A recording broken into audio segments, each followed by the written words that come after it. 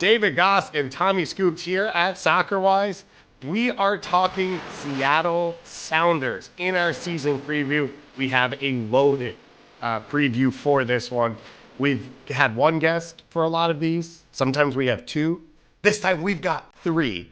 The co-hosts of Lobbing Scorchers, we've got Ari and Noah, and then we have Jeremiah Oshan as well. All of them are across the Sounder at Heart family. But if you want to listen to the podcast specifically, it's Lobbing Scorchers and Nos Audietis, or however I choose to mispronounce it at whatever time we are at. Some of the best platforms covering Major League Soccer overall, and of course covering their team. Seattle is lucky, right? Seattle is a major team feeling in a major market. It is one of the behemoths of Major League Soccer, and we'll talk about it in this show, Tom, but they're going to do something, again, historic. They're the only teams ever play in a Club World Cup. Now they're going to host a group stage of a Club World Cup against three of the biggest teams on the planet. And, I can't imagine a better club for it to happen for MLS people than this. Yeah, this is going to be the first team in this competition that actually qualified on sporting merit for this award and not kind of backdoor on the FIFA stuff. Yeah, Seattle Sounders, historic club in this league. What they do on the field is obviously one of the best of all time. The runs that they've had since the day that they got into this league, but off the field, I think is really what makes them special. Is that fan support and that connection between this club and the city. And guys, like you said, the fans are lucky of this team, and it's earned because they pay for it. They have the appetite. They tell their local papers. They show their bloggers and fans that, hey, we'll consume all of this stuff because we're a rabid fan base. So shout out to the fans for that. But, they are a lucky fan base given all of these really, really incredible options for local coverage of this team. And, gosh, it makes our jobs easier because these people are incredible. And, again, they're on the ground every single day, essentially at training, and we get to pick their brains about their team. It is one of the must atmospheres. If you are not a Seattle fan and you've never been, you got to get to this stadium. You have to get to the city. It's my dream of downtown stadium. You can walk to the games. Obviously, the march is pretty special, but it doesn't matter what angle you come from. You're able to sort of be in the city, then go to the game, then come back into the city. Club World Cup's going to be pretty special. The CCL final there, I think for me, was the peak of my experience around Major League Soccer. It was something I could very easily root for, and just the pure excitement and energy. And we've talked about it a million times. We went out for extra time. We hosted an event the night before, and just walking to the stadium and having people yell we're finally going to win a CCL at us was just one of the best things I've ever been a part of.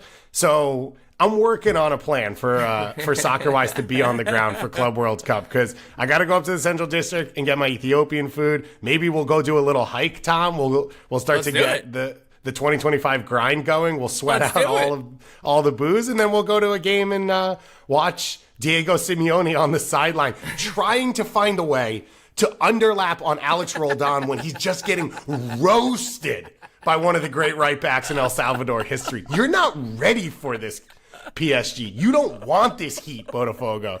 It is going to be such a crazy experience watching Jordan at Media Marketing talk about this and just be it's cool, man. It's going to be fun. It's just such a weird, there's no expectations, and yet it's Seattle, so there's some, but the expectations are that there are no expectations, and it's just this weird, I think they're going to have fun and play loose, and, that's kind of dangerous, because this is a good team. You never fight a man with nothing to lose. That's all. That's what I always say, and that's the Seattle Sounders 2025 Club World Cup preview, and that's all I got. That's all you need.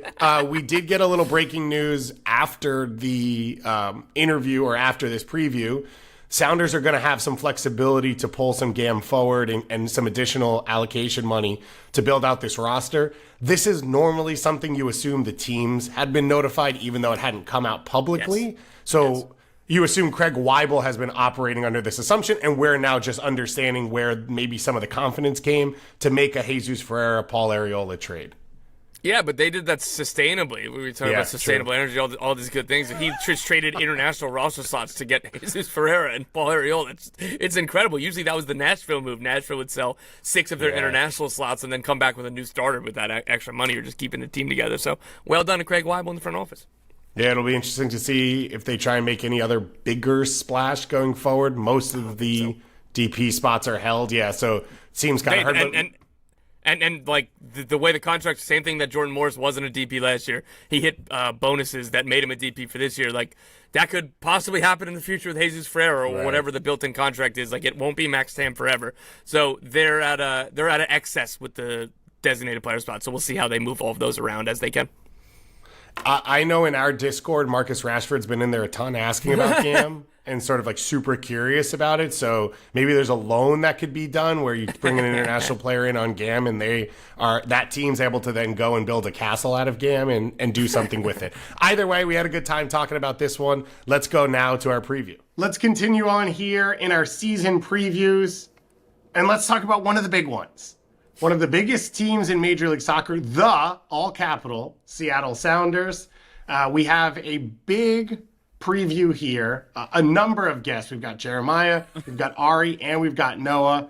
You know them all from either Lobbing Scorchers, who are all in their one box right now because they, I assume, are not allowed to record separately, or Nos Audietes, which I pronounced incorrectly, as I always do, from Jeremiah's side as well. You look shocked. Well done, guys. Well done, guys. That was great. I don't appreciate the Ohio State reference, but I'm so excited to be here. I think I could tell you we just helped record an RSL preview that a lot of people would consider Seattle Sounders maybe the Ohio State of Major League Soccer, especially so the West is the Big Ten. In their words, yeah, exactly. In their words. Well, now it does go sea to shining sea these days. On a serious note, Seattle Sounders fans are absolutely blessed with all of the content and local independent content. There's a lot to choose from, and not all teams have this. So Seattle Sounders fans that are listening to this, you guys have spoiled for choice here. Absolutely. And if you're listening on the Soccerwise feed, go check out both these shows. You can check out Sounder at Heart as well for a ton of written content, both on the MLS and NWSL side, which is huge for all of us. And if you're listening on any other feed, welcome to Soccerwise. You just search Soccerwise, and you can find us anywhere you want. We like to start these things with a transfer update, where things stand right now. Tom, it has been, what I wrote in the rundown is the big story is the Super January Camp USMNT squad that Craig Weibel is putting together. Did you enjoy that? Yeah, I did, and I was a little disappointed because I was going to go with this is the greatest Gold Cup roster of all time that the Seattle Sounders have put together. So, as we're alluding to, Suriname has no chance right now. So this offseason, their big additions were Jesus Ferreira, and re-signing Albert Rusnak and João Paulo were big, and of course Paul Arriola came from Dallas, and Kim Keehee, out of nowhere, he's back in the Seattle Sounders to add to the best defense in MLS in 2024. So, I don't know. I'm just going to say Lobbing Scorchers here, and someone can choose to talk. What was the reaction as you heard the, maybe Seattle will trade for another FC Dallas starter? Well, I think Noah and I, when we first heard about the Jesus Ferreira links, I think both of us were very intrigued by that immediately. I mean, just when you think about his pedigree, whatever you want to say about his U.S. men's national team profile, I mean, this is a best 11 attacker from 2 years ago. It's a guy who's got an 18-goal season on his resume. And it's one of those situations, which we pointed this out a lot, but if you had a player of this pedigree and resume coming from outside the league, the way it would get talked about is way different, and it would be way different. And I think most people know that. So that move in itself, the biggest storyline of this offseason was, could Craig Weibel improve this offense? This team scored 51 goals last year. That's not enough goals. They've got CONCACAF Champions Cup. They've got Club World Cup this year. It was very important to bolster this attack.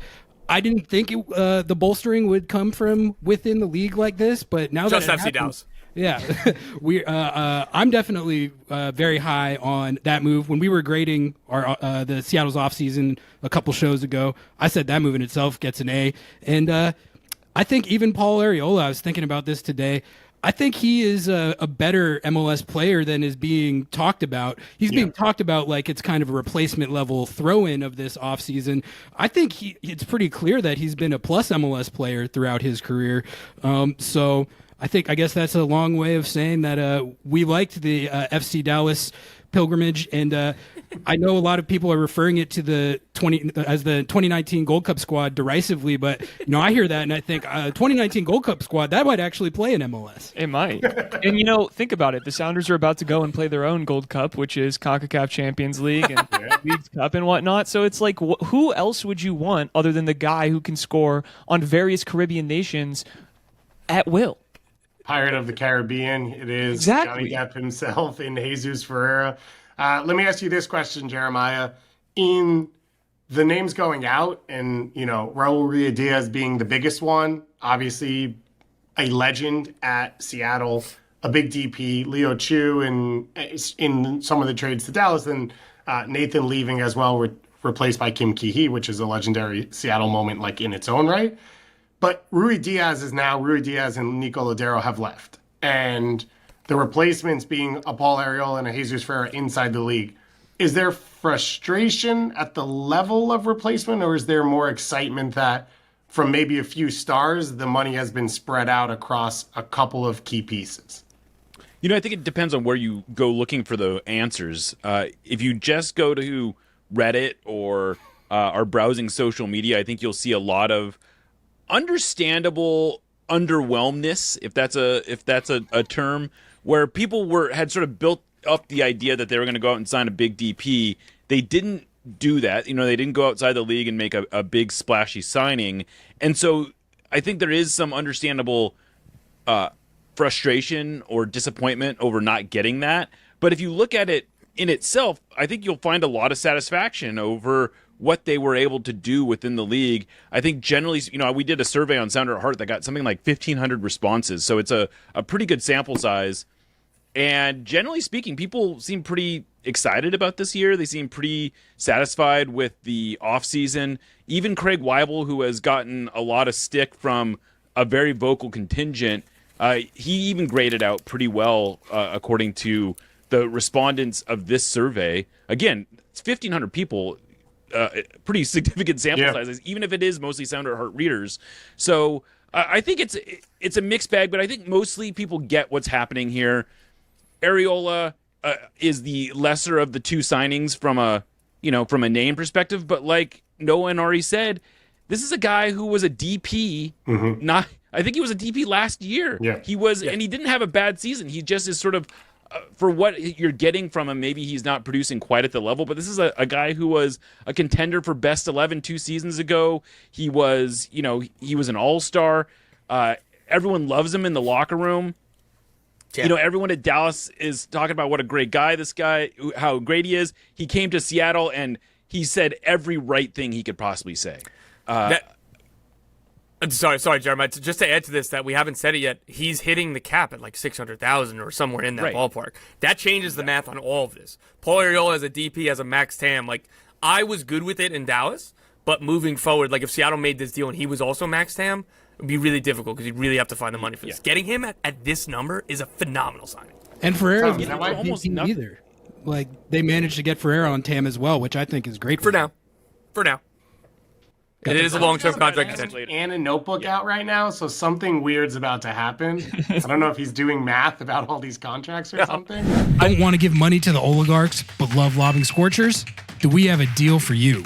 MLS Season Pass is back on Apple TV with access to every single MLS match, including Leagues Cup and the entire Audi MLS Cup playoffs with no blackouts. It's not just the games, you get total access to the pre- and post-match MLS 360 whip-around show in both English and Spanish, and get live look-ins and highlights from around the league, as well as full match replays and recaps. Now, you can support our show by visiting lobbingscorchers.com/Apple TV to purchase your subscription and support our show. LobbingScorchers.com/Apple TV. Please, don't let the oligarchs win.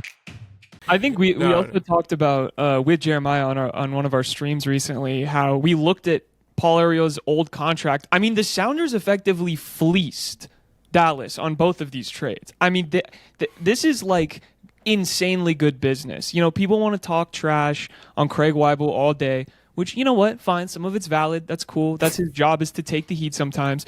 But if you look at it from a pure business perspective, who wouldn't take this deal? Either of those deals. Like he kicked ass with this. Yeah, this is, rather than having the Miguel Almiron's of the world, or whatever. I mean, I'm not even going to go into Messi because that's a whole other thing, or Cucho's. There are like borderline 5 DPs on this team, and that's the advantage over having one or two, 3 great ones. Let's go to our designated player, Matt Doyle. Let's sit at the feet of the great philosopher of Major League Soccer, and let's see what he has to say. I kind of feel like Craig Weibel cooked this offseason in getting Jesus Ferreira and Paul Areola from FC Dallas and only having to send Anthony Davis the other direction. Oh, wait, no, that was the other Dallas team that was making bad trades. Look, Ferreira is essentially a DP in this league. I think if you got someone of his profile out of like the Colombian league, it would cost you $7-8 million. So the fact that Seattle were able to get him and just for GAM and get him on a sub DP deal, that is just masterful. And if you look at the Sounders now, they have the deepest team in the league. Like I have no questions about their ability to compete across multiple competitions at a high level. The only question I have, and I think it's a question that everybody will have, is do they have the match winners? Do they have the guys who, in the semifinals or final, will be able to make that special play, find that special moment, and get this team back into the winner circle? In 2022 and 2019, it was Raul Ruiz Diaz and Nico Ladero, and none of the guys on the roster now have been quite at that level. So whether it's Ferreira or Albert Rusnak or Jordan Morris, or I think the big hope is that Pedro de la Vega, year 2, can be a real Gauss theorem guy. If he is, the Sounders are walking out of 2025 with at least a little bit more silverware.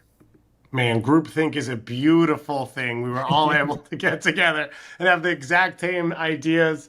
Jeremiah, give me your Pedro de la Vega hype. Where do you sit for him right now? I'm pretty excited. It was funny. Someone, or maybe it was his agent, I don't know, put together a highlight reel of his time with the Sounders last year. And if you cut it right, it's like glorious. He made a ton of really good runs. He made, point being, you can cut this, you put some techno music behind it, and you can make Pedro de la Vega in a relatively short time look like he balled out last year with the Sounders. Now, we all know that isn't quite what happened. The final ball wasn't there for whatever reason. He struggled to get on the field for health reasons.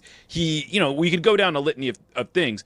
But I think it was illustrative in the sense that he does have some real potential, and I think we've also seen it in preseason. Now, again, these are preseason games. These are against not exactly elite-level European opponents, but he's got a couple goals. He's got an assist. He looks like he has gotten into considerably better shape than he was ever in last year.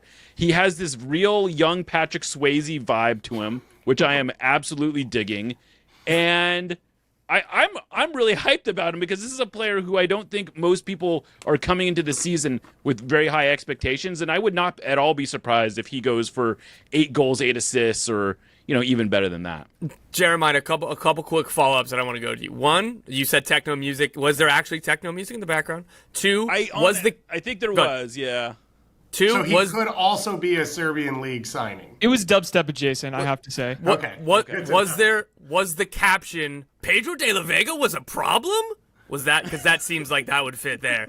And then 3, well, did you say 8 goals, 8 assists? Like we've all been super positive, so I'm trying to poke the holes here. That's a pretty kid glove friendly line to set for a player who was bought for $7 million. And last one was the Patrick Swayze reference because he was a ghost last year and just never trained for 3 days in a row. That's a good line. That's a good line. I felt good about that when you were saying. I almost had to write that down. That was a good line. Whoa, the notebook is out. No, that was good. That was. I agree. 8 goals, 8 assists is a little kid glovey for expectations. If he can, but I think if he put in 8 goals, 8 assists, I think most people would be, if not over the moon about it. And it obviously depends on how he gets it and how it looks.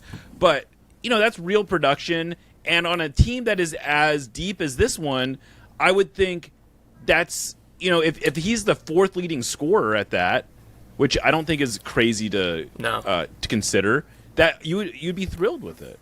I agree, and it's all additive as well, just because of like again, even last year, like I'm sure you guys would hear the same stuff of hey, even when they were working on that deal, it was like, hey, even if we don't sign him, we think we're really good. And so it'd be great. We would rather have him. We think he's an excellent player.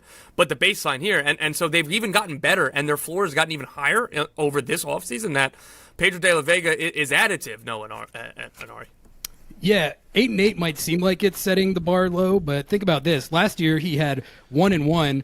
The goal was a penalty kick, and the assist was literally a play where he was standing in the box, and the cross came in and hit him in the face and deflected right to the guy who scored the goal. So when you think about it through that lens, 8-8, like, I would be thrilled with that. And like you guys said, I think that's about the baseline for all they need from him with the pieces around him theoretically. So for me, you really need to see him take a pronounced step forward this year. That's the X factor, I think, for this team's whole ceiling. And I will say, he has looked actively good so far in preseason, for whatever that's worth. I know it's exhibition games and all that, but the goal, he scored 2 goals, and he has the nicest assist that anyone on the team has had in any of their preseason games so far. So I think that's reason for cautious optimism. Man, when he wins the Ballon d'Or this year after winning the Club World Cup, that trivia fact about what was his first goal and his first assist for Seattle Sounders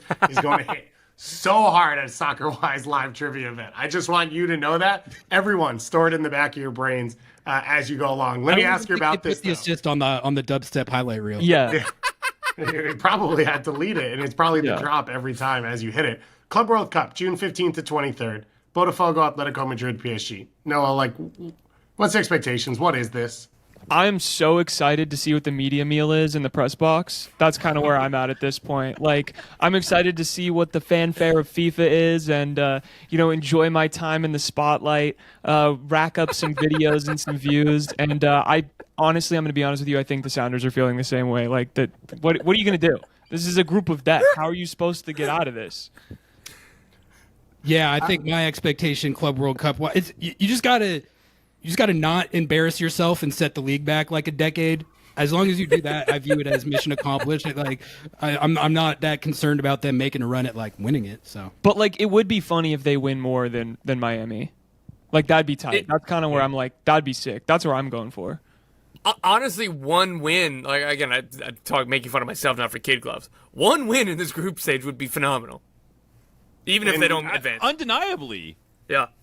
Honestly, I actually would. Maybe this is a hot take, but I actually think I would rather be in the Sounders' position where they have a group of death than in Miami's situation where I think the random observer is going to look at that and go, "Oh, they should get out of this group." But it's actually a pretty tough group, and it's not really that much easier than the Sounders group. And I think there's more opportunity for them to sort of embarrass themselves a little bit. The Sounders aren't going to embarrass themselves. I mean, if they could get killed by PSG and Atletico, and people are still going to go whatever, those are 2 of the best teams in the world. What are you going to do? Yeah.